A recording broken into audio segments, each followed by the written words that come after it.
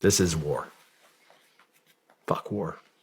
There's a machine gun sticking out of this window, and I take a grenade. I throw this frag grenade through this window. Boom. Again, it's not like the movies, right? There's not like this flame. There's not this like da-da-da. It's just this thud. And what you want to hear is silence. All I hear is women and children start screaming. This guy had barricaded himself and surrounded himself with a bunch of women and children in this room. And, this is 2 days after coming off this kid. You got a lot of Spartan stuff in here. Do you remember the plungers behind the line of the 300?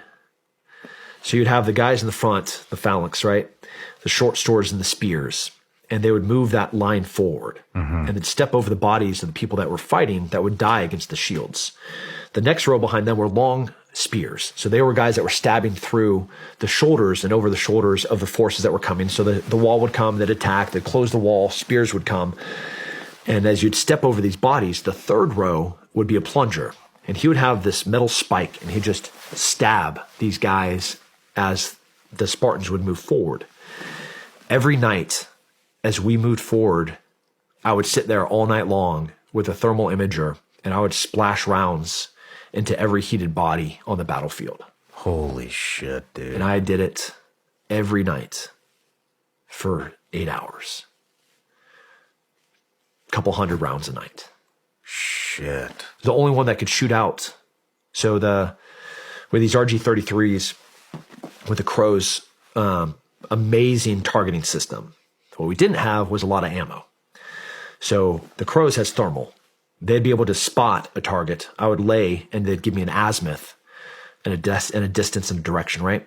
And with distance and direction, I'd kind of PID the body, and then I would dump a couple of rounds in it. And then they'd move it 5 degrees. And then give me a new distance and direction.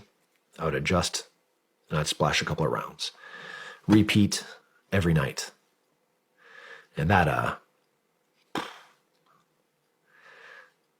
exhausting. That's heavy. Yeah, it's heavy. And then you drive out and you just see these bodies that have, your holes in them to go into the next village that a dude is fighting from a room that he's surrounded with women and children.